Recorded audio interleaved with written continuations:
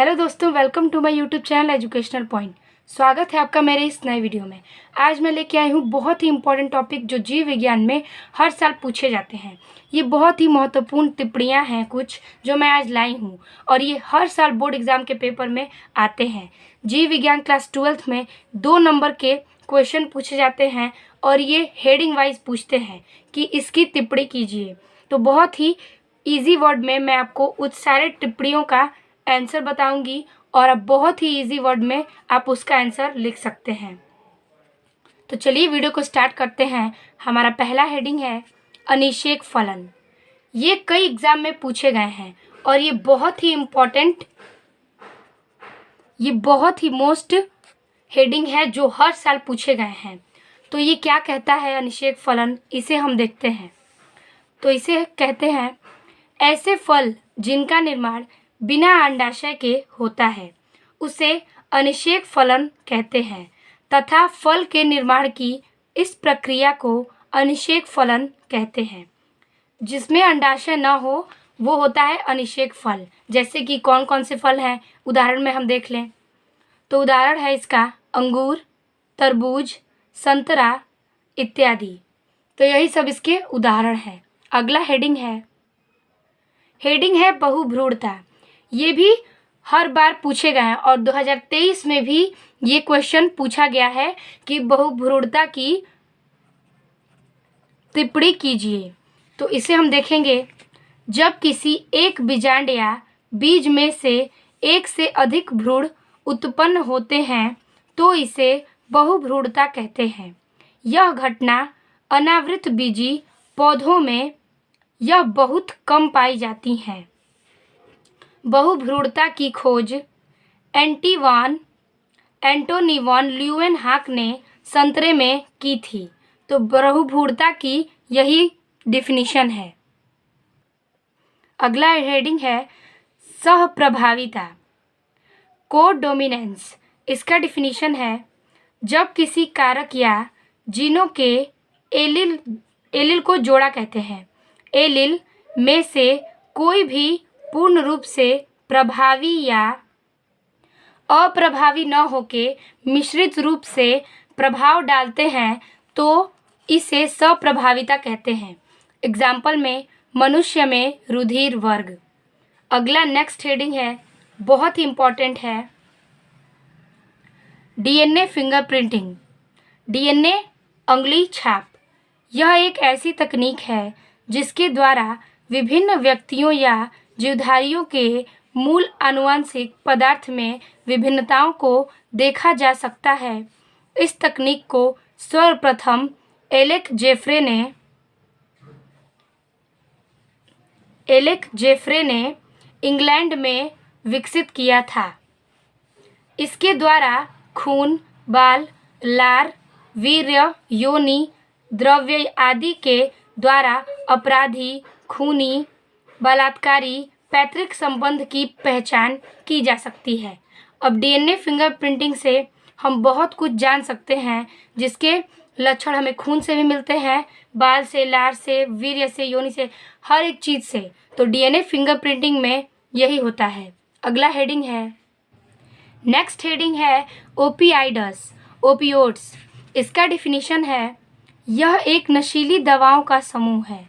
इसके अंतर्गत heroin, smack, morphine, codeine आदि नशीली औषधियाँ शामिल हैं।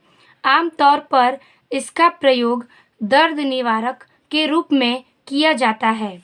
ये हमारे तंत्रिका तंत्र को प्रभावित करते हैं।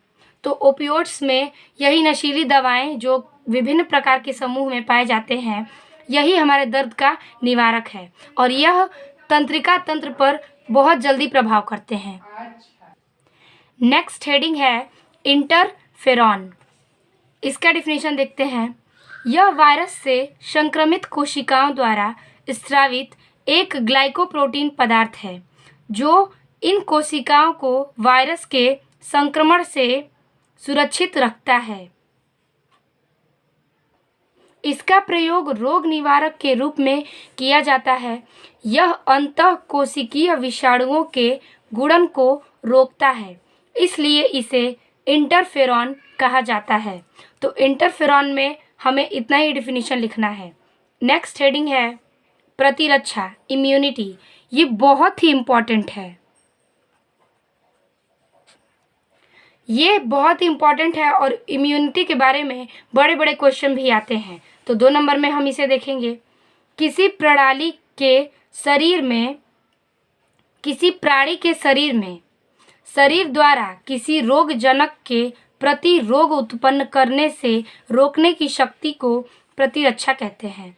जिस व्यक्ति के शरीर में यह शक्ति होती है उसे रोधक्षम या प्रतिरक्षित कहते हैं। तो प्रतिरक्षा का रोगों से लड़ना ही कार्य होता है, उसे ही इम्यूनिटी कहते हैं। तो प्रतिरक्षा का इतना ही डिफिनीशन हम लिखेंगे और इसमें हमें 2 नंबर मिलेंगे। अगला हेडिंग है बीटी कपास। ये तो बहुत ही इम्पोर्टेंट टॉपिक है, तो आइए इसे देखते हैं। बीटी कपास में बीटी जीवाणुओं के अविश प्रोटीन का संश्लेषण करने वाली जीन को जीनी इंजीनियरिंग द्वारा निवेशित करके एक नई किस्म को तैयार कर लिया जाता है, जिसे बीटी कपास कहते हैं। यह एक कीट प्रतिरोधी किस्म होती है। इसके प्रयोग से प्रत्येक वर्ष करोड़ों रुपए की फसल की कीटों से बचाया जाता है। तो बीटी कपास में हमें इतना ही लिखना है। अगला हेडिंग है प्रतिबंधन एंजाइम, रेस्ट्रिगेशन एंजाइम। इसे देखते हैं। यह एक ऐसा एंजाइम है जिसके द्वारा डीएनए खंड को विशिष्ट स्थानों से काटा जाता है। ये ऐसा एंजाइम है जिसे डीएनए में हमें कहीं से भी हम उसे काट सकते हैं, अलग कर सकते हैं। इसे आणविक कैंची भी कहा जाता है। ये आणविक कैंची किसे कहते हैं, तो ये ऑप्शनली क्वेश्चन भी पूछता है, तो हमें आंसर देना होगा प्रतिबंधन एंजाइम में।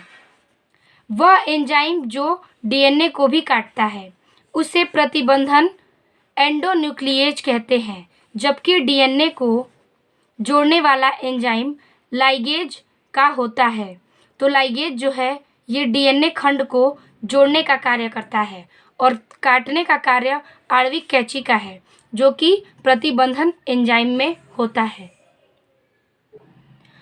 अब देखते हैं पीसीआर, पॉलीमेरेज चेन रिएक्शन। इसका डिफिनीशन है पीसीआर एक ऐसी विधि है जिसके द्वारा डीएनए अणु के खास भाग को प्रवर्धित करके जीन श्रृंखला की कॉपी की जा सकती है।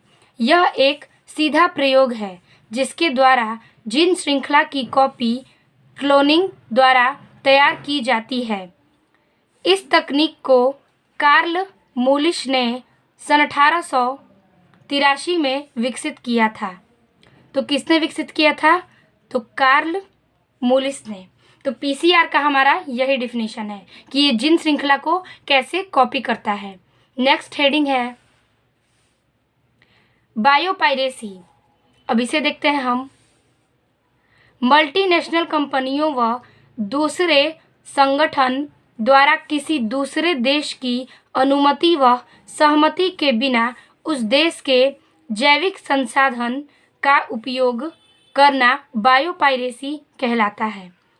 तो इसमें कंपनियां बिना ही अनुमति और सहयोग से अपनी जैविक संसाधन का उपयोग करती हैं और इसी उपयोग को हम बायोपायरेसी कहेंगे। तो इसका डिफिनीशन हम इतना ही करेंगे। अगला हेडिंग है पारजीनी जंतु। ये बहुत ही इम्पोर्टेंट हेडिंग है। ऐसी जंतु जिसके डीएनए में एक अतिरिक्त जीन प्रवेश कर दिया जाता है उसे पारजीनी जंतु कहते हैं। यह जीन अपना लक्षण भी व्यक्त करता है। इससे एक नई प्रजाति का विकास होता है। तो पारजीनी जंतु का यही डिफिनीशन है कि ये डीएनए के अतिरिक्त जीन में कैसे प्रवेश करता है। तो पारजीनी जंतु का यही कार्य है। तो जैसे कि मैंने 12 टिप्पणी आपको बताई थी, 12 प्रमुख टिप्पणियाँ।